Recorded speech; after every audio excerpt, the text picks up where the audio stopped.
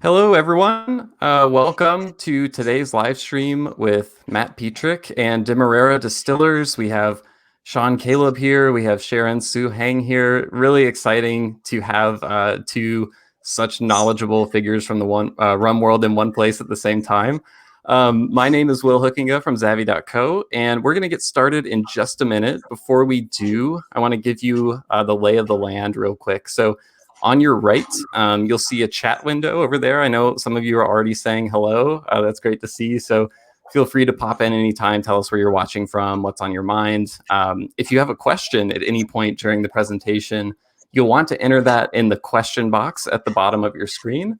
Matt, Shaun, and Sharon are going to save some time at the end for questions. So that's the best place to make sure we see them. And lastly, please share the event with friends. There's a share button at the top of your screen. You can click that and share the link on Facebook, Twitter, wherever your friends are hanging out, and invite them to come join us. So with all that said, I'm going to turn things over to Matt Petrick right now, who you probably know from cocktailwonk.com. He's also the community envoy for WORSPA, which is partly what brought us all here together in the first place. So Matt, tell us a little bit about what we're going to be learning today. Yes, thanks, Will. My role here is as the WORSPA Community Envoy. If you're not familiar with WORSPA, it is the West Indies Rum and Spirits Producers Association.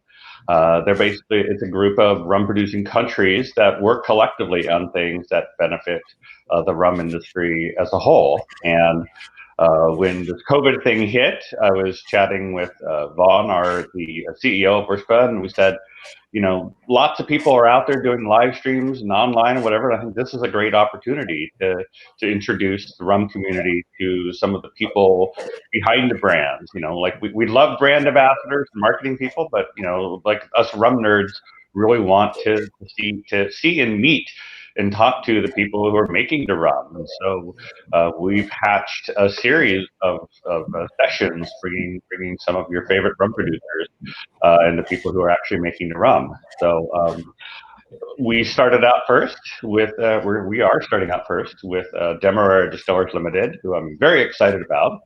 Actually visited DDL in Guyana back last September or October, I forget when, but visited DDL, saw the distillery, saw the aging warehouse, also spent quite a bit of time with Shaun and Sharon, interviewed them, and so it's great to see them again, you know, although remotely. So that's a little bit background of what we're doing here and sort of my connection here. So at this point, I'll turn it over to Shaun and Sharon. Sharon, why don't you tell us a little bit about you and your role at DDL? Okay, good afternoon, everyone who is looking. My name is Sharon Suhan, and I'm Eldorado Master Blender. I've been at Demerara for over 20 years. And my role is ensuring that Eldorado is consistent and be the best rum in the world. Yes. Okay. And so would some people would have say you're the master blender role? Yes. That's why I introduced myself as the Eldorado Master Blender. Oh, that's right. Okay, you're right. Okay, excellent. Sorry. Okay, and Shaun. Hi, Matt. Thanks for the lead into this session and for hosting Demerara Distillers as the first among the WORSPA colleagues. Hi to everyone out in the audience who's looking at us. I'm Shaun Caleb, the Master Distiller for Eldorado. I've been with the company for 13 years, so not quite as long as Sharon, but hopefully I am able to make up in other ways by producing good enough rums that give her the joy to do what she does. So it's a pleasure, and I hope that during the conversation we get to talk a lot about what we do here at Demerara Distillers. Yeah, this is great. I think since we only have an hour or so, let's jump right in and get some technical content. So let's start going through some slides. All right, so I will take it first by talking through some of the technical aspects of our production program, and then Sharon will talk about our product. So without further ado, I think most persons would know where Demerara Distillers is located. We are in South America. The next slide, right? South America on that northern coast. So we are equatorial, we're South American, but we're also Caribbean. So our geography, our history, our people is very much a fusion of all of these influences. More specifically, the Demerara region where the rums are produced brings together all of these influences. And so today we focus a lot on the Demerara category of rums we produce.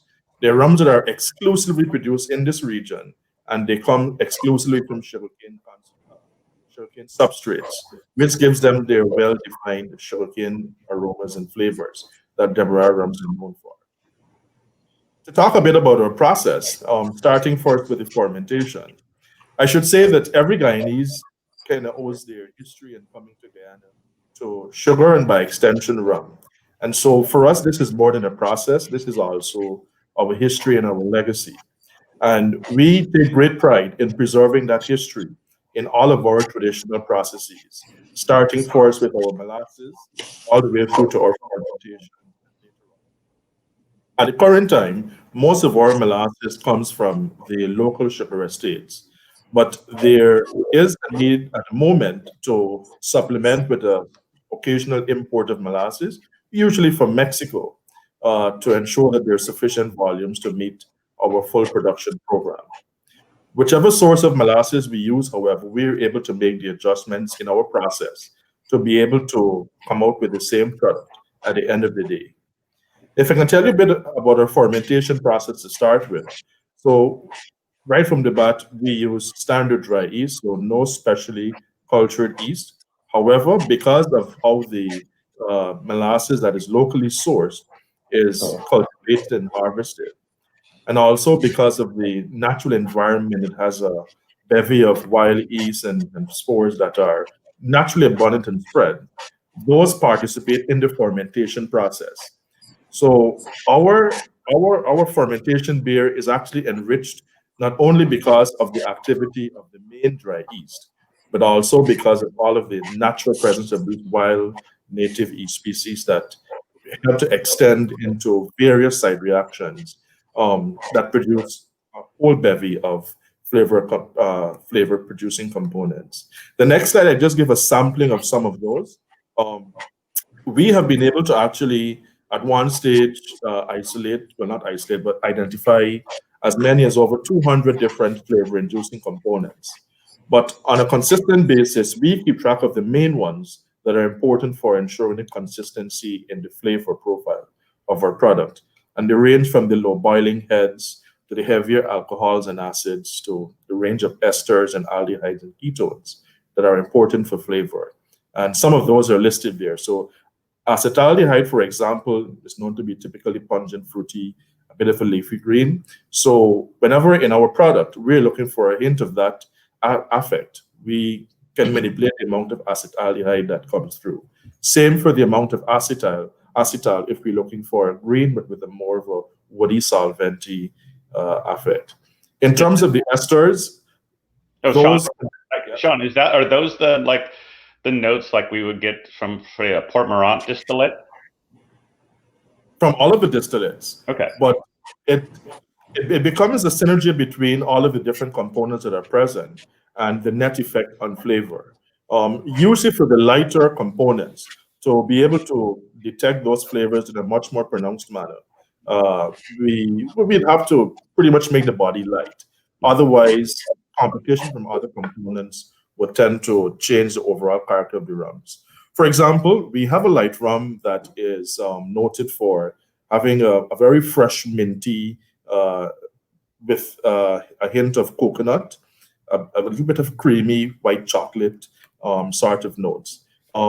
So this is a light rum, and to be able to produce that, we have to be able to isolate the specific components that contribute to those flavors in the right amount, and only those components. And those components all happen to be on the lighter end of the spectrum, those low boiling heads. So that's a case where if we want to have those effects come through a bit more organically, we kind of have to restrict to one portion of the chemistry of the congenite profile, as opposed to the heavier rums from the Port Mourant, where we have a lot more flexibility. So we can introduce a lot more flavors and therefore go deeper in the spectrum of flavor components. All right. To tell you, for example, there's one of our heavy/medium body type of rum that has a pronounced almond aroma. And we have found that, there's a particular heavier aldehyde that contributes that flavor. So in that case, we extend the distillation profile to extract those components as well. So it's not just the lighter components, but also this particular component. And so on balance, then the rounded marzipan kind of sweet balance with almond comes together in a very lively way. All right, so there's a lot of flavor chemistry that we're able to play around with. And I think that there's an important point that needs to be made here. The way we distill, the rums are produced from distills directly with their full flavor profile. That's important because it means we have to have an understanding of what components contribute specifically to that particular flavor profile. And sometimes there are synergies between components. And so we have to be able to balance those different components in the right proportions to get it just right. It also means that we have a lot of flexibility. Our fermented beer, as I mentioned earlier, because it's so rich with literally hundreds of components, it gives us sort of that library to choose from. And so that is why among our different stills, we are able to distill so many different marks of rum, because we are given the flexibility to select from a wide range those specific components that contribute the flavors we're looking for. To talk a bit more about the stills, so we have 9 different types of stills on our property, more than a dozen in terms of actual number of stills, but 9 different types. Some of the types of stills are replicated. So we have, for example, 2 Saval stills and 3 coffee stills, etc.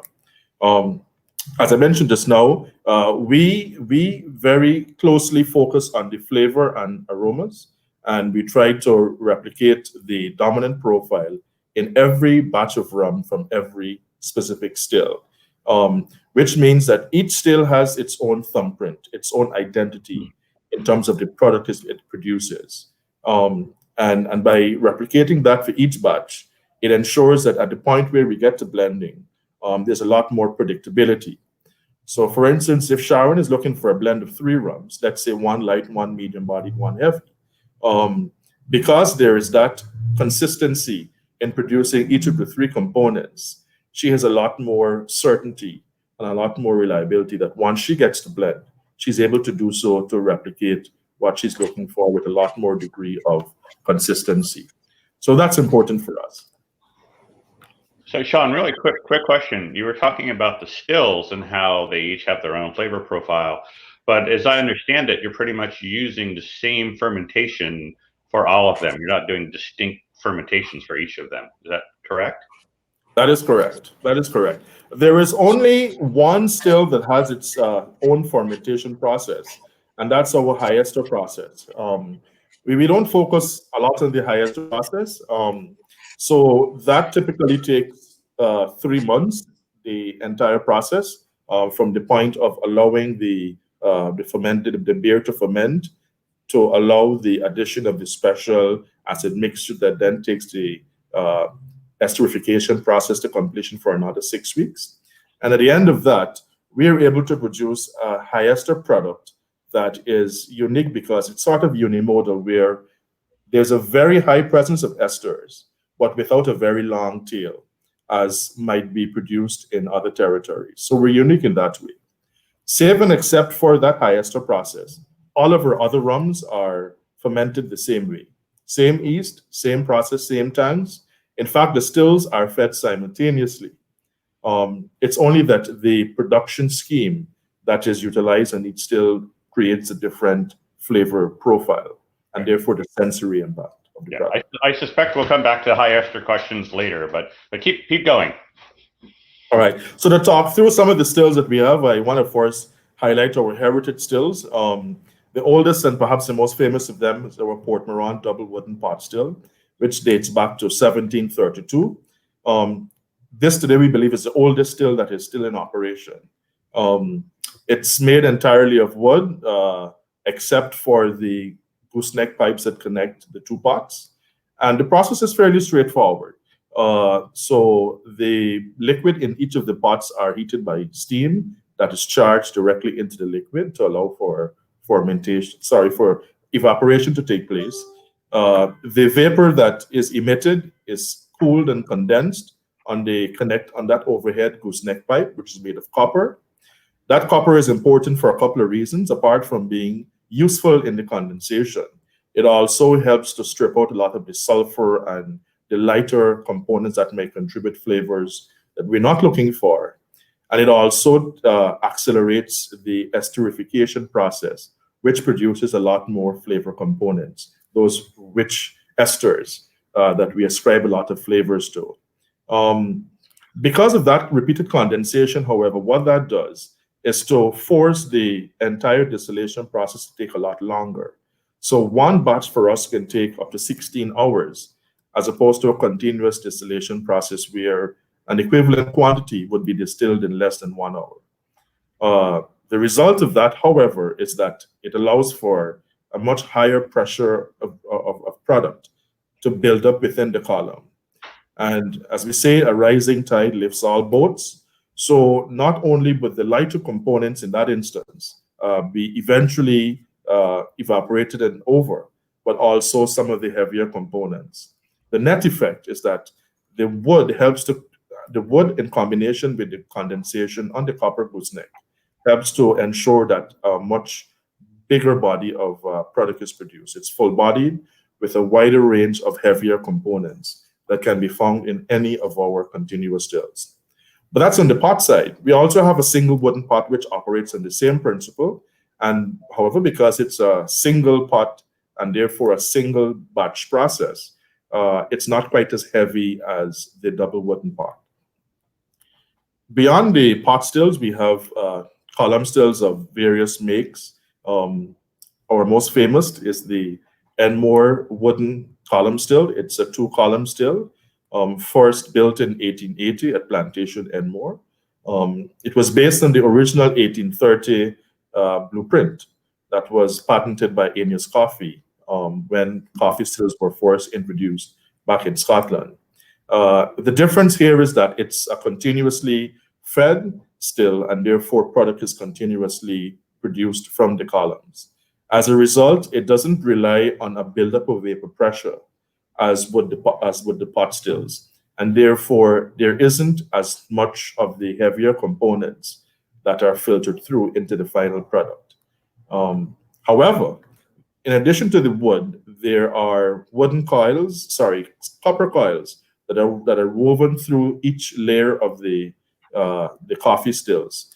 That copper helps to condense esters, help to produce more esters, and as a result, it produces a lot more delicate flavor and the aromatic spectrum of fruity and floral notes that really enhances the overall bouquet of the product. So in short, it's medium body, not as heavy as the pot, but with a lot more of those aromatic esters that we like.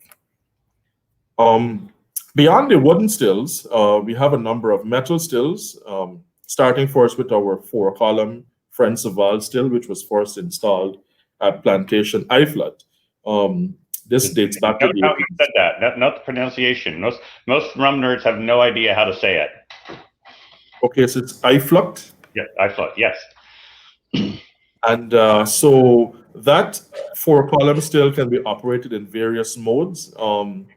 So in the 18th century, there were a number of these stills on different plantations. Of course, many of those stills were decommissioned, but fortunately for us, 2 of them were kept in operation, and both ended up at Iflot at one stage. I mentioned that bit of history because although it's the same still, on the different plantations, they were operated differently. And so in the 1930s, in 1920s, when the operations were consolidated at Iflot with the Saval stills, an attempt was made to replicate stills, the products that were made on Saval stills on other estates, which meant that the Saval still was therefore operated in different ways to produce the products that would have been made using Saval stills on other estates. To give you an example, so one estate might produce a light rum with a tropical green fruit note, and therefore one would imagine that some rectification is involved in that process, in which case all 4 columns get used. Another estate might have utilized only 3 of those columns because perhaps the quality of rum they were looking for is different. If, for example, they're looking for a more medium body type rum with sweeter notes, so sugarcane, caramel, and notes along that spectrum, rectification might be less important. And so in that case, they may choose to operate only 3 of those columns, or maybe they had only 3 columns in that estate. Another estate, still might produce a more heavier type of rum with a very particular note. Let us say, for instance, I talked about formaldehyde and how it leads to that almond note. Perhaps the note that estate produced was dominant in that note because of how it was produced. Well, when all of this was moved to iFlood, there was an attempt to replicate the production of those various estates rums on this single still. It was a way of consolidating the operation to bring all of that history into one place. Of course, we at Demerara Distillers today have preserved that heritage. And so that French Saval still is today able to produce over 9 different types of rums, ranging from light rums to medium body to heavy rums, with a range of different flavor profiles, each of which harkens back to the particular rum that was produced on an estate that we have tried to replicate for over a century. Finally, at Diamond Distillery, where, of course, Demerara Distillers is currently housed, the metal coffee stills were sort of indigenous to this plantation. Today, we have 3 of them on our operations, all of which date back to the early 1900s. They're similar to the wooden coffee still, with the exception that they're made of copper. And this is because at the turn of the 20th century, it was so difficult to maintain wood. And of course, with all the learning that copper is useful as a distilling material because it conducts well, it takes part in esterification, and therefore really enhances the decay of the product. One could imagine that more and more stills began to be made of copper as opposed to wood. And so the same occurred here at the Diamond Distillery. And we have, of course, kept those stills. So today we are able to boast the rich bouquet that comes from the copper coffee stills. We have 3 of them in total. I can tell you a unique difference in how we operate them is that we recycle the bottoms of the rectified spirit back to that first column. What that does, apart from ensuring we extract as much alcohol as possible, is to also recycle a lot of the heavier components. All right, so they get, in a way, rectified twice. All right, most of the components get rectified on the first pass, but that 5–10% that would ordinarily not receive attention gets a second pass. And so overall, it really enriches the richness of that bouquet. And so when I think of El Dorado and the wide, complex range of flavors that we're able to offer to the consumers through our products, it's a function of the number of stills that we have. It's a function of the richness of our process, but it's also a function of how we distill. We distill to ensure the way the stills get the product maximizes the impact of flavor. And the coffee stills are a good example of one such strategy. I can walk you through some slides just to quickly give you a sense of what those stills look like. I'll show both. So we have a heritage center where we house models of those stills. So I'll show you a clip of those as well as a shot of the actual still house, so you get a sense of the scale of the operation.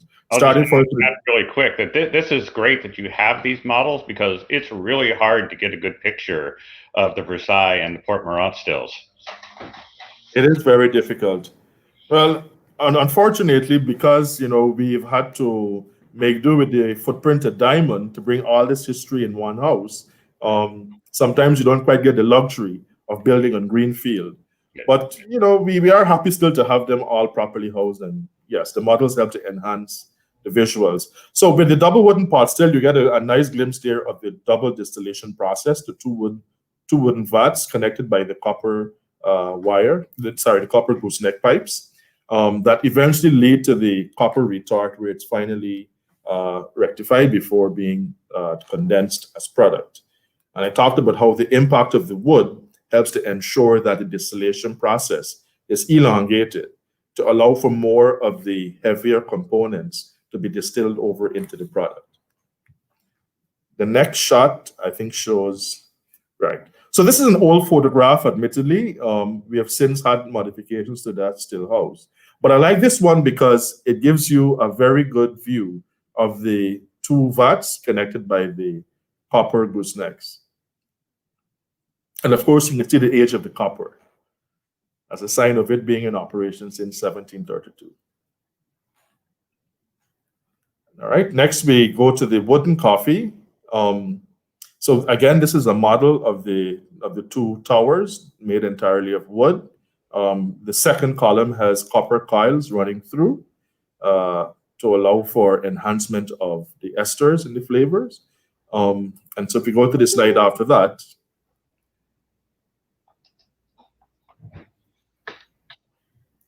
so again, this is an old photograph. This one dates back to 2006, when we would have done some substantial maintenance on the stills. A question that we often get is, gee, these are made of wood.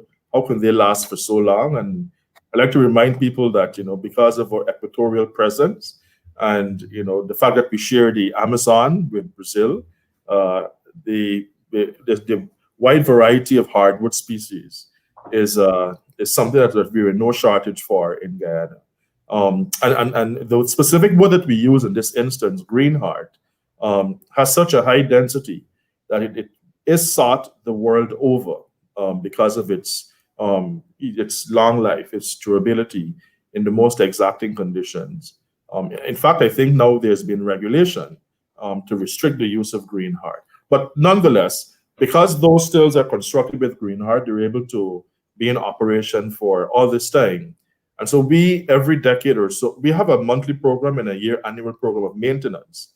But every decade or so, we might have to go do some little more substantial maintenance. But outside of that, those stills keep churning out their product year after year. And so this was a nice shot because a beauty shot because it shows what we were able to do back in 2006 at our last intervention. Right. So it's essentially, like every 10 years or so, you might have to replace a small portion of the still. So it's sort of slowly evolving over time. Is that a fair statement? Well, I'm not so sure if it's evolving, but if we find that there's a substantial degradation in any small section, we focus on just that area. But I would imagine that the bulk of this still would actually have been as per original installation. Right.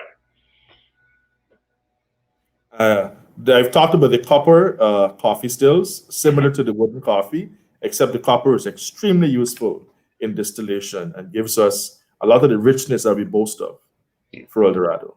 And you have 2 sets of these, right? 3 coffee stills. Okay.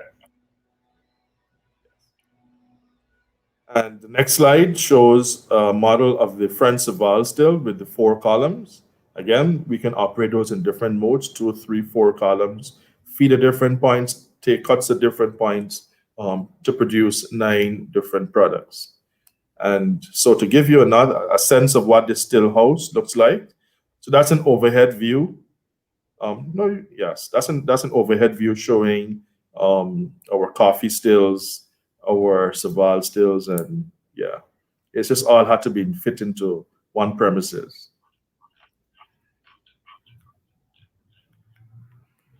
In 2010,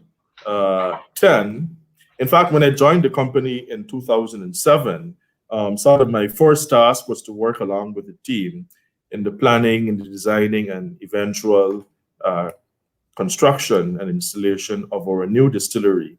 And so there are 2 new stills. One, a 5-column still that is able to make almost any product within the light to medium bodied range. And the second, a 4th coffee still, which was geared towards expansion as well as exploration of different product profiles. So the older stills are very specific in terms of the product that they give. But we wanted to have a lot more flexibility to further explore how far coffee type stills can impact the sensory product of rums. And so we did install a new coffee still. It's fully automated. And so with that, we have been able to do some trials on new products, on new rum styles, on new flavor profiles. And eventually some of that will obviously find their way into the marketplace.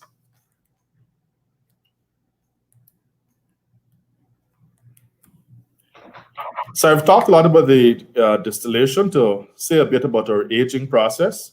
Again, being on the equator is hugely important because for a couple of reasons. Our climate is fairly consistent year-round. So our night and day temperature drop is minimal, 2-3 degrees, maybe 5 if it's a really cold night. That's Celsius, that is. It's hot and humid year-round. The humidity is, of course, extremely important for the aging process because it helps to accelerate those aging reactions. We have now documented a number of cases where we have aged simultaneously rums in temperate climates. And when compared with rums that were aged in Guyana, we do see that rapid maturation, both in terms of color development, in terms of the congener profile, in terms of the viscosity and density of the product. You really do get the sense of a much more mature product at comparable age.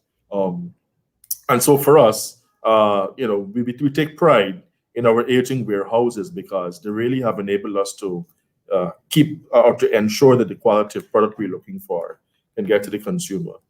So you have, I was going to say, Shaun, real quick. So you have two sort of main aging facilities there.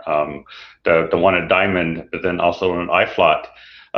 Can you just briefly tell us about sort of like your different approaches in them, like why you might keep a barrel at one versus another, for example? Sure. So we actually have 5 warehouses and counting, 3 at Diamond and 2 at IFLOT. The warehouses at IFLOT historically were used for holding the barrels on racks. Usually our older rums, so the rums that are intended for, much older expressions, as well as the rums that we want to keep for a long time with an intention of some release at a future date, we tend to keep those further away from the traffic at Diamond where, of course, there's a hive of activity. However, at Diamond, because a lot of the rums have a much shorter pass-through, so for instance, our 3 and 5 years, and even our younger expressions that go into the Diamond Reserve, those tend to be kept at Diamond just so that we can have much easier access and much higher pass-throughs. All right, so there's a combination of traditional racks or now storing on pallets at Diamond so that it's basically easier to handle. Right, but everything comes back to Diamond eventually for bottling and so forth. That is correct. Yeah. All right. In terms of aging, I want to talk a bit about the issue of the use of caramel in our rums. So again, this is a historical process. Rums that we would have sold traditionally to the UK and to Canada, and dating all the way back to, we've seen records in the 1920s, 1930s, 19-teens coming forward. A lot of those marks of rums would have been sold with caramel. So in those days, the rums were transported in barrels. All right, so the idea was not so much to age it as it was to use those barrels as a vessel for transportation. So the barrels were, they were produced, they were loaded into barrels from our rum storage tanks. We took a gauge of the quantity because that was required for customs purposes. And then whenever the vessel is here, it's arranged. the barrels are then regauged and then loaded onto the vessel. And the taxman takes his cut if he found that the losses from the barrels were too high. Of course, we know that in that process, the rum is actually aging because of contact with the wood, but that was nary the intention at the time. Fast forward, half a century later to the 1970s, so we are now an independent republic. With the change in regulation in the European Union, former colonies are now able to own brands. And so we very much determined that we would want to get into using a lot of those rums that were at that time held over and in our warehouses to develop brands. In those earlier days, there were many other brands that we would have walked through leading up to the early 1990s when, of course, the idea of El Dorado was birthed. So those rums that were drawn for those brands would have been rums that were put into barrels with caramel. Now, I would imagine that the use of caramel, in addition of caramel to rums, makes it a lot more palatable, and therefore, for an export market consumer base, it gives a lot more, allows for a lot wider spread in terms of being able to sell those rums to a much wider range of consumers. Hey, Shaun, so when we talk the caramel, are we talking? It's not like, it wasn't not what the E150 would use today. It's like, it was a sweeter caramel, right? It is a sweeter caramel. The world has really changed because everything now has a very defined, well-defined specification. Even for us, things that were not defined back in the day now have a specification, and caramel is a good example. Our traditional process relied on seeing that first smoke of when the caramelization process has reached the point where your sugars are now converted, and then we strike and end it right there because that's our sweet spot. Of course, now with the improvement in technology, we have been able to analyze the caramel in many different dimensions. One of the most important is, of course, the color, because that's one of the reasons why you use caramel to color the rums. E150 typically can take you well over 100,000 in terms of the color intensity units. Our caramel is roughly about a half of that, all right? So I would imagine from that, there is a lot of residual sugar that isn't fully caramelized. But you may ask the question, well, why have we kept it that way? Well, there's a good reason. In addition to the caramel, and caramel is a very intricate, very messy process. I say messy in the sense that it's not a linear reaction taking place. It's literally hundreds of reactions taking place simultaneously. And so you're only trying to average the effect of the caramel by controlling the conditions, but you can't obviously control each individual reactions. We have found that some of those reactions produce heavier components, produce chain components, long chain components that we do not want. Because at the end of the day, when the product is aged, they tend to haze out. So tannins, for example, acid tannins that tend to settle out in acidity are produced also in the caramelization process. We, of course, tried to experiment with getting the caramel up to higher colors to see what would happen. And we found that those undesirable effects started to step in. A lot of the bitter components started to step in. A lot more acid tannins were produced. And so for us, maintaining that sweet spot, just about 50 to 80,000 CIU is good for our product. And it's also consistent with the caramel that was used in our rums. The effect of that, however, is that there would be some amount of residual sugars that would go into the product. Nonetheless, so maintaining that practice of aging the rums with the caramel, again, the rums mature fairly quickly.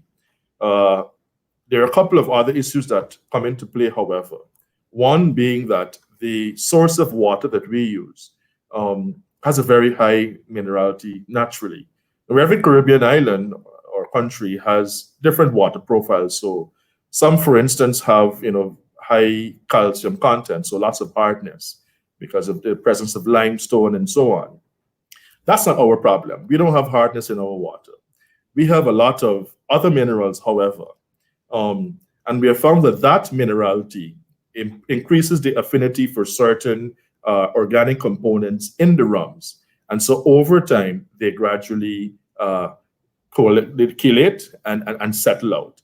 All right. Why am I saying all of this? I'm saying all of this because if we take a few steps back, with the richness of the fermentation beer, that's one, that produces a wide range of components. Two, with our style of distillation that selects specific components with specific concentration so as to produce every batch with a full flavor profile.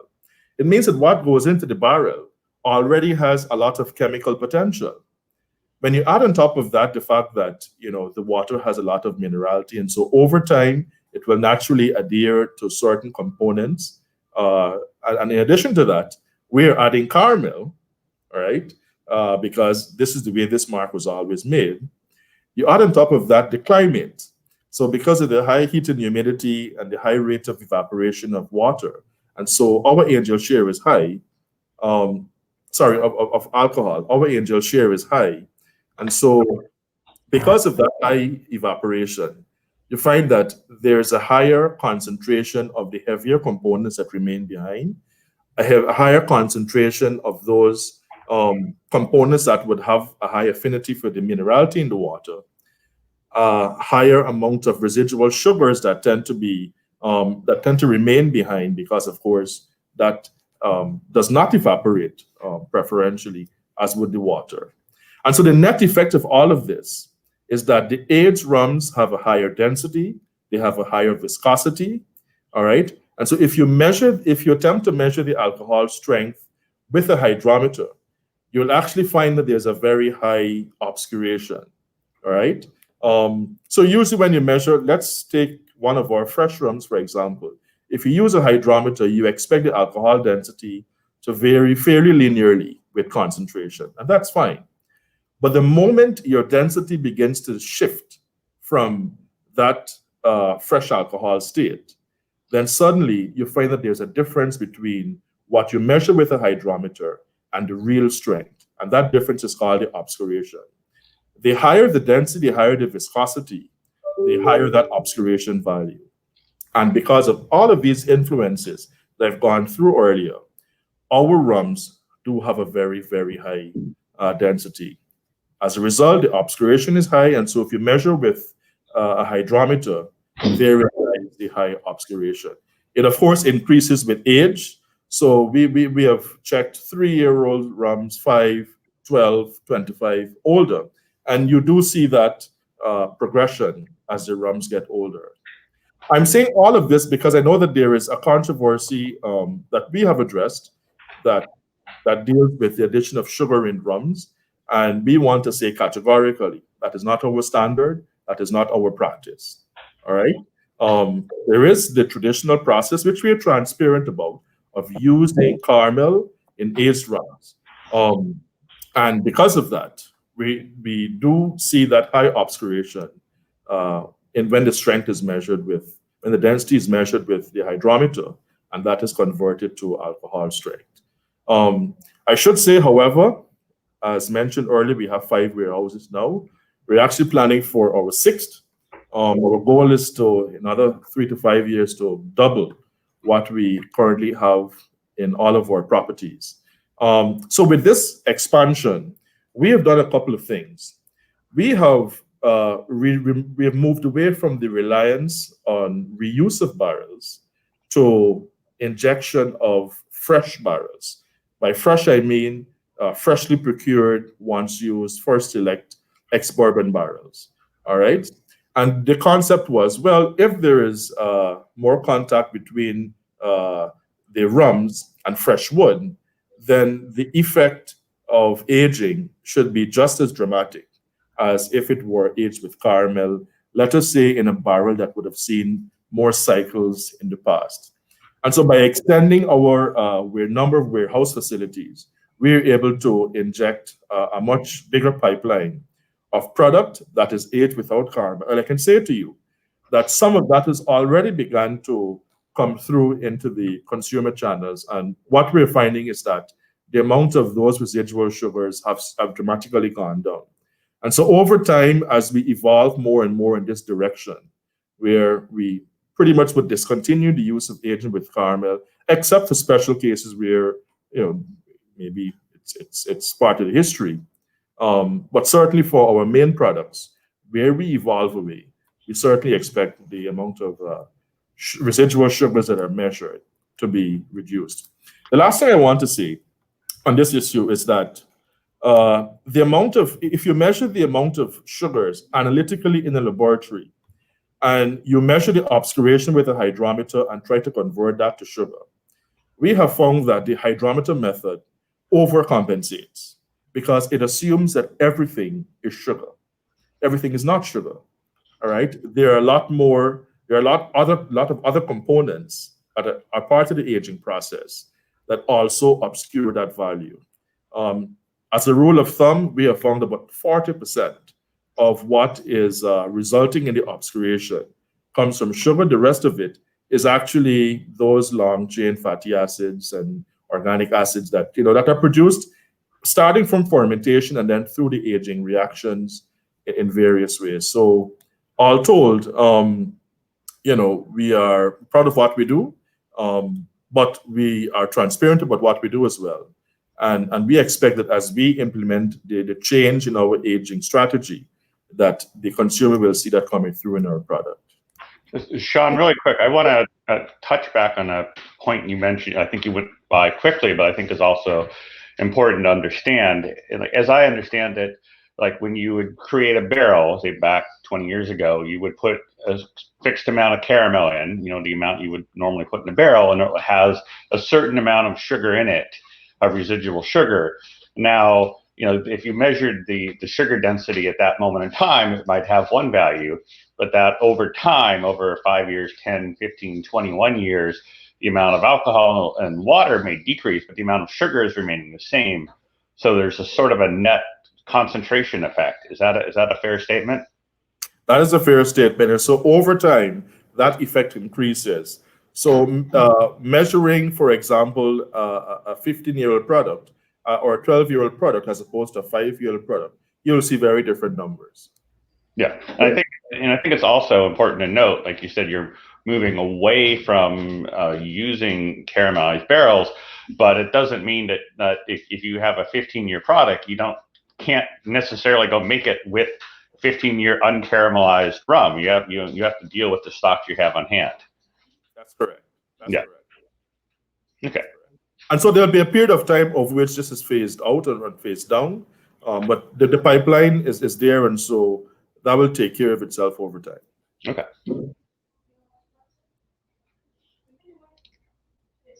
Colleague Sharon, would you like to talk about our rums a little more, or your blending and your strategy and all that enriches the characteristics of our rums?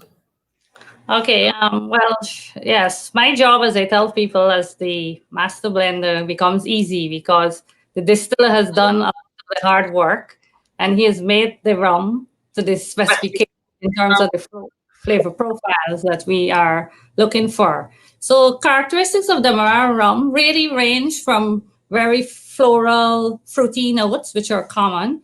And of course, they are rounded and smooth when they're aged. So that complements the entire aromatic profile. Because Shaun would have explained a lot about the minerality that comes from the water and the molasses that sometimes impart what we call a sea brine type of flavor in the rum. And then we also have notes that comes from the barrel aging process that we describe as spicy, nutty, grassy, vegetal, herbal, earthy. The ones that I commonly like in terms of the medium body rums are always the fruity, aromatic flavors. And I think those are the complex nature of the Demerara rum that we all see and love and characterize that, this is a good product. I think moving on to the other slide. Well, I think from my end on the blending side too, which because as I said, the distiller has given me a wide range of rums. We do over 24 different types of rum. So you can move from very light profiles to medium body, fruity profiles to heavy body, robust rum. So it becomes much easier to be consistent with the profiles that you're looking for. So in our Eldorado range, you will know that we have from the 3 and 5, which are really what we call mixers. You know, you could make your mojito, you could do that mixing with the 3-year-old. You know, you have good rums there. Then we do have the 8-year-old, which is somewhere in the middle there. It's a sort of premium mixer there. And then the 12, 15, 21, which is the sipper, premium sipper. People are always familiar with the fruity nature of the 12-year-old. It has a lot of oakiness to it.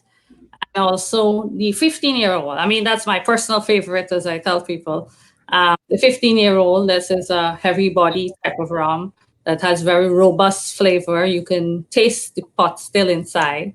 And then the 21-year-old is sort of a more, I refer to that as a more aromatic flavor rum, medium body. So, you know, when I normally do my hand when I talk, so I would say it's like the 12, the 15 goes up, and the 21 comes down back on the flavor profile. But it's the kind of rums that, you know, you have one for everybody's palate, basically. And that's what we ensure that we give to the consumer. I think at this stage, I know what people do ask about, okay, what do you have? I mean, we do have rums in stock that we can look at the future for in terms of age. And, you know, there are things that we are working on. I don't want to give it out at this stage, but we want to continue also with our special finishes, which we would have done in the last 4 to 5 years. So I do have some of that in stock that is going to come out at some point. Future rums, we can look at cask strength rums, you know, that we have done for the rare collection. I mean, there's a lot of persons asking for that, the consumers, and we can go along in that range too. So I think we do have a lot in store. Yeah. So Sharon, how many marks is sort of your palette you have available, and how many do you typically work with for the? Well, as I said, 24 different ones. I mean, quite a range, starting from the light rums straight on to a medium floral aromatic to heavy body. Typical range is 10 to 12. I normally work around those. Okay. Yes. Yeah. I know people are they love the high ester topic, like the high ester mark that you make. Like, are there any, like, where do you use them, and are there any rums that, like, there's more of those that people might try? Well, I know, yes, you have said, it's high ester is a topical issue now. So we are definitely looking at futuristic products for that. We've had that in our 50th anniversary rum, so that it's there. And we also do some amount of that maybe for other blends that we don't put in the Eldorado range. Okay, good to know. So for you, what is what are some of the unique challenges of being a master blender that you think people aren't really aware of? I think it's ensuring there's a lot of responsibilities on the shoulders, as I keep saying, because it's ensuring that people get the product that they're accustomed to and they like, and it's consistent. I think that's the most challenging part, to make sure that I can do that consistently and the consumers are not disappointed when they have the product or they taste the product and said, oh, this is not what I'm accustomed to.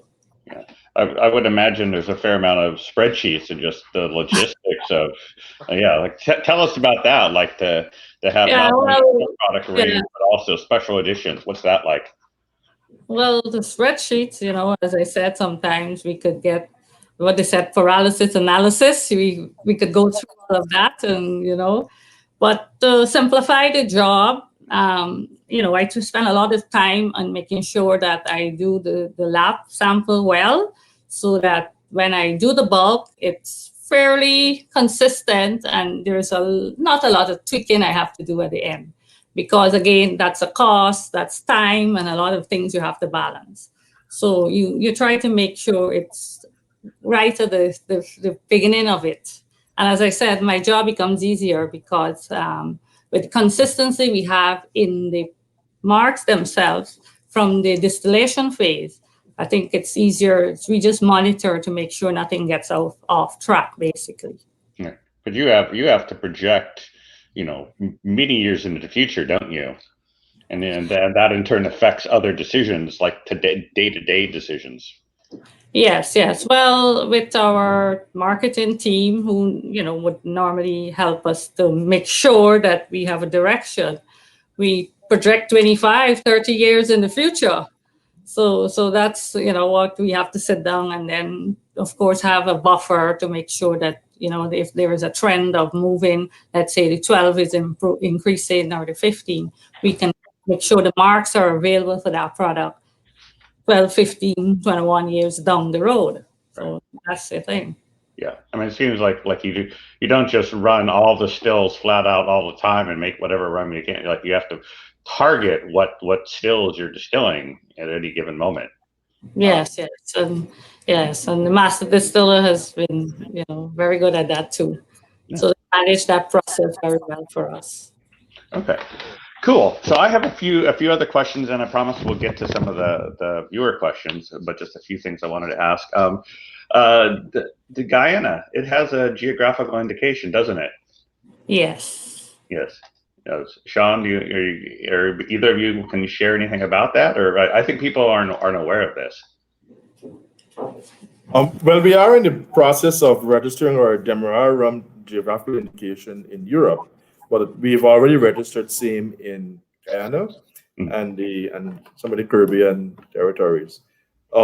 So it helps to capture the essential aspects of Demerara rums in terms of the product profiles, and links that to the geographical origin. So what are the specific environmental, what are the microclimate aspects, what are the specific microbiological species that are present here that are part of our process, our fermentation process, part of the molasses coming in that help to enrich the process. And of course, the aspects of history and heritage. Our distillers have very long careers. If you survey, there's an average of 25, 30 years. And so that really helps to ensure the intergenerational pass on of knowledge, of practices, and generally of the know-how of the product, of which knobs to turn, of the craft, the art, the science of what we do. And so capturing all of that and maintaining that essence in every bottle is something that we are very passionate about, hence the geographical indication. Okay, so let's jump to some audience questions here. First one, I'm sort of prioritizing based upon how many likes they have. Is it true that originally that the French Cheval still was used to make the ICBU, Skeldon, Le Bon Intention, Blairmont, and Albion marks? All correct. Yes. Okay. And have you started making these newer marks? Are these marks on the newer MPRS still, or they remain on the Saval still? Most of the ones you've mentioned have remained on the Saval still, because the focus with the newer still was efficiency as well as volume. Many of the patent marks that are on the French Saval stills tend to be of smaller volume. The Albion, the Le Bon Intentions, for example. And so we've kept those there, but we've migrated some of the lighter ones, like the Skeldon, for example. That one has moved across to the newer still. Okay. I told you high ester keeps coming up. The next question from Keegan says, will DDL increase production of high ester rum for the ester heads? Yes. I think that sounds like a yes. So, okay. I think we addressed this, but just to give you, in case you have anything else you want to add, it says, given the increasing demand for transparency in unadulterated rums, how is DDL planning to address this demand? But I think that we want to start talking more about the actual measured sugar content in the rums, so that consumers are aware that, yes, there is this high residual content, but in tandem with that is an understanding of where the measured sugar content comes from, right? And I've walked through the process, and we have to find a way to make that condensable so that the average consumer can get in a nugget okay, this is sugar, this is the sugar content, and this is where it's coming from. Like I said, however, we expect this issue will become less and less of a prominent one for us as we move away from aging with caramel entirely over time. Okay. Next question. How old are your rum stocks? And are the barrels aged in open shed or closed type buildings? They're aged in closed buildings. Well, we've released a 50th anniversary rum in 2016, which was 2/3, 50 years old. So that gives you a sense of how deep we go, how far back we go. Okay. And open shed, so you have both open shed or closed type buildings, or I think my impression are all sort of somewhat exposed to the air fairly frequently. They're all closed, but there's provision in the structure of the buildings for ventilation. And so, yes, there's interaction with the northeast trade winds that come from the ocean, but the buildings themselves are closed, but with allowance for ventilation. Okay. Next question. My understanding is that the high humidity you described for your aging facilities will substantially lower the alcohol percentage. Can you tell us what percentage you typically go into the barrel at for the expressions you're targeting for long-term aging? Yes. So we typically go at 70, and the reason is that so our humidity is on average 70%. It usually can get much higher than that, 80, 85, 90, but 70 is sort of an average. And so by equalizing with what the average humidity is, we have found that we have reduced substantially what the angel share is. I can tell you over a decade ago when we aged a lot of our rums at 80, 84%, our angel share far exceeded 10% per annum. We've been able to bring that down to a half to 2/3 of that just by adjusting the strength at which we age, currently 70%. Coming out on the back end, it depends on the age. You can get, 10%, 15% drop in the alcohol strength just by the angel share. And so what is your typical, so what was your angel share before you started adjusting things, and then what is a typical angel share now? So it has moved from about 11% average to about 7% currently. Oh, wow. Of course, there's a range, so it's like between 5 to 9, 7 on average, as opposed to being 9 to 13, 11 on average. Right. So there's another question, goes back to the caramel, is can you expand on the process you use to make the caramel that you described? Like, I think people want a little more about that. Okay, so it's based on caustic soda. So we use a defined concentration of caustic, which we add to the sugar, the refined sugar. Of course, it's well mixed. It's then heated in a closed pot, pressure vessel. And then we monitor the temperature from the point of where the solution starts to boil all the way up to caramelization. At the moment, we get up to about between 185 on the very, very low end, on the very high end, 195. Typically, we like to be between 190, 192, 193, because that's the point where we find that so when the caramelization process reaches its peak, there are a lot of brown vapor that's given off as the caramelization process really, really accelerates. And so we want to stop it just there. And so at that point, we basically basically condense the mixtures to allow for any further caramelization. And yeah, we then allow the batch to cool, and then we go for our analysis. Okay. So it's based on caustic, and it's based on the first sign of those vapors, those brown vapors that are very, very sweet smelling. So it tells us that there's the onset of caramelization. If you go, and you'd be surprised going 1 or 2 degrees above that, and the dramatic change on the quality of caramel, on the color as well as on the taste of the caramel, that results just by going 1 or 2 degrees above that. So we have to be very, very rigorous. All right. So there's very little space between going from, let us say, a color of 60,000 to a color of 120,000 just by having 1 or 2 degrees. So if you miss your shot, sometimes the batch is spoiled. So that reminds me, there was a question I forgot from previously, but the caramel, if you were to go back in time, say 20 years or 30 years, when the putting caramel in the barrels was common, would you say that it was a practice across all the rums, or were only certain heavier marks caramelized? Like, was it like what was that story? That's a very good question because, and again, it goes back to the distillery of origin. So not all distilleries would have sold their rums with caramel.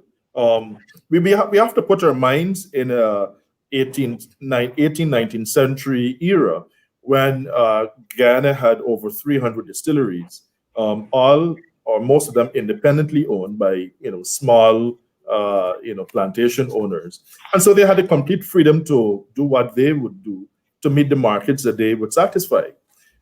So there was a huge hodgepodge of practices in terms of which rums were aged with caramel, which ones were not. Right. To give you an example, so the copper coffee stills, for example, a lot of that is aged with caramel. The double wooden pot still, a lot of that was not aged with caramel. The wooden coffee still, a lot of that was not aged with caramel. So it does vary by the specific origin of the particular mark. All right, not only in terms of the plantation and the still, but also in terms of even the very practice of whether the rum was sold with caramel or sold without. All right. So when our blender put the rums together, and I'm now going back to the 1990s, I do not think that they were thinking about caramel content. Right? They were looking at making a good product. Mm. But the fallout of that is we're now left with a recipe that that uses some rums with and some rums without.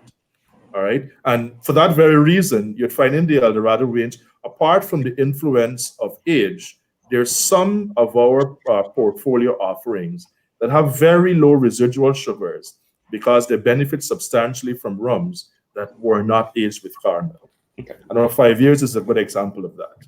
Same for the 3. Right, because I know, for example, let me rephrase. So it sounds like what you're saying is based on sort of historical practice of the mark, you may or may not have caramel may or may not have been added to the barrel. And so, like, I know some enthusiasts, they're collecting, say, independently bottled rums, like a 1997 Skeleton. I'm just making that up, but and sort of like measuring and trying to say, is there sugar or not, and trying to make sense of this all. And it seems like it's further complicated because some rums weren't aged with caramel, some were, and so it's hard to sort of make any sort of blanket statement about the sugar in the rums. If you go back 15 or 20 years, there's many factors that went into it. Is that a fair? Yeah. Right. And bear in mind that we were first ISO certified in 1995. So that was, and Sharon was part of that process. I'm sure she can tell you a lot better about that than I can. But from my understanding, that was a massive exercise in documenting a lot of what those historical practices were, so that there, as ISO attempts to do, so there's consistency in the process and in the product going forward. So all of that helped to nurture the culture of what was done with a specific mark of rum. Okay. All right, I'm gonna jump ahead on the slightly less liked question, but it's one of near and dear to my heart. And Shaun, I remember you and I had a spirited discussion about this dinner my last night there. It says, what evidence do you have that the Port Mourant still was built at least by 1732? And then is there evidence that the still was at the Port Mourant estate at the time? I can tell you that Guyanese have not been very efficient with their record keeping. A lot of the historical records that we have been able to refer to, we were only able to do so because of British archiving. I can tell you, for example, I'm digressing a little, but to make an important point, I was part of a presidential commission on lands to ascertain the history of acquisition of lands in the colony and then, of course, in the Republic of Guyana. And many of those records, even in our local archives, are not available. You have to go to The Hague for the Dutch era. You have to go to London for the British era. All right. So I would be the first to admit that I think we as a society, and this is going now centuries ago, are guilty of not being as scrupulous with our record keeping. I think, however, that does not negate the history and the pass on of knowledge from generation to generation, which we have begun to capture. All right. Beyond that, I think we can, and this is this discussion we had that last night, that if we think about this logically, right? So the entire world of distillation, has moved in a certain direction. So we know this started with pot stills, but pot stills restricted the throughput, 16 hours for 300 gallons, when the same quantity can be gotten in less than an hour. So obviously, invent continuous stills, so that in less than an hour you can get the same quantity. And the first known example of that is the wooden coffee still. First patented in 1830, ours was built in 1880 at Plantation and more. But then wood is still difficult to maintain, and the world over, wood is not as available as it is in Guyana. So with that, coupled with the observation that copper is very useful, distillation began to move away from wood into metals, particularly copper, but also stainless steel and so on. So by moving towards metal continuous stills, you solve the problem of restriction in capacity. You solve the problem of difficulty of maintaining, of high alcohol losses, and you see that trajectory the world over. I think what is different in Guyana is that in addition to modernizing and installing the newer type of stills in each era, the older ones were kept. And we were able to do so because we were 300 distilleries at one stage, all right? And we had 300 distilleries, frankly, because we're much bigger than the Caribbean territories, all right? Our coast alone is substantially bigger than most of the Caribbean islands that you can refer to, all right? So it would not make sense that a still that is particular to a specific era would be installed in an era when the world was moving away from it. That would be the textbook definition of being apocryphal. Right. Yeah. And yeah, I think my take on it is that there certainly could be some aspects of that the Port Mourant still existing in 1732. I think it's possible, like it maybe evolved over time, and like it itself, like the design of it changed over time. Like maybe there wasn't the retort there initially. This is a fascinating topic for me. So yes, okay. You are correct. Yeah. Okay. Let's see. Next question. So I think we addressed it briefly, but so what type of yeast do you use in the fermentation process? Any specific varietals or anything unusual that you want to comment on? Standard dry yeast. But like I said, there's also the impact of the native wild yeast, which we allow in the process, because that only helps to enrich the beer. But that's secondary. The primary agent is standard dry yeast. Right. No specially cultured strain. Yeah. And so as I understand it, my recollection is that there are some tanks which are closed, some fermenters which are closed, and those would presumably only get the standard dry yeast. And the other tanks which are open, those would be where you get the natural yeast. Is that a fair statement? But let's also remember that the impact of the environment in storage is also evident. Okay. All right. So in our storage tanks, they all commingle, and so you would have some amount of the yeast going through. In fact, if we are not scrupulous to keep water out of our storage, you'd see fermentation taking place from there. So just by diluting the molasses and therefore reducing the osmotic pressure, those wild yeast naturally kick into gear. Okay. Next question, a fun one. I think this has come up a lot in the forums. Is when a label says IFLOT, what's the most likely mark on the bottle? ICBU. ICBU? Okay. Yes. Okay. Sharon, would you tell us about your ideals and strategies when you develop a new blend? Well, some of the blends, the Eldorado blends, let's say the 12 and the 15, I would have inherited when I came. But the 8-year-old, for example, I can talk about that one. because I developed that. So basically, what it comes back to what profile we were looking for. So I would have in my head a profile that I will target. So if I want to look for something aromatic or fruity, then the profile I will have to develop using a medium body rum. Of course, I'm guided by marketing because sometimes they would also advise if that's the profile they might be interested in.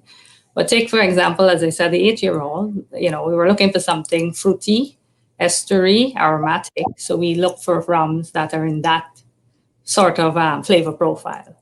So that was developed. And as you know, our Eldorado range are blended rum. So we can use 2, 3, 4, 5 different types of marks and put them together. Okay. The question from Ivar said, you mentioned adding straight sugar doesn't fit with your quality requirements. How is that different from adding sugar through the addition of caramel? Well, we're not adding sugar through the addition of caramel. Remember that this is all post-facto analysis of a traditional process. All right, so historically, caramel was added to the rums. The caramel was produced a certain way.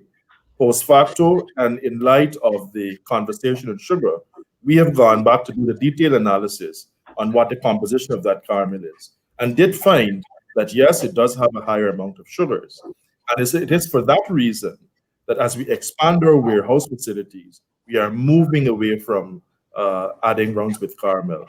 So it's an issue of the heritage and the practice and the traditional.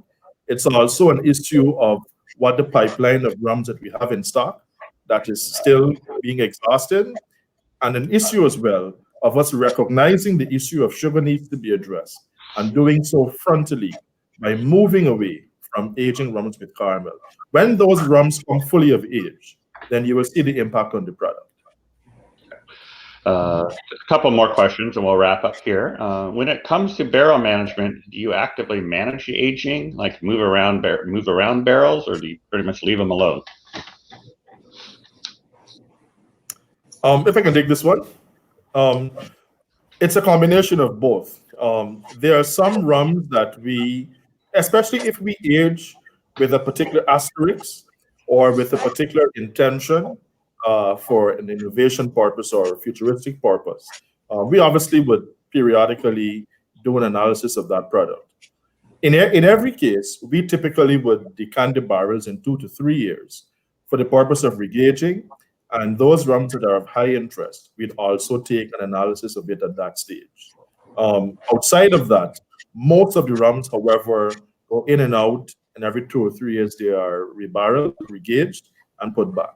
We only focus on the ones that are of high interest to us. Okay.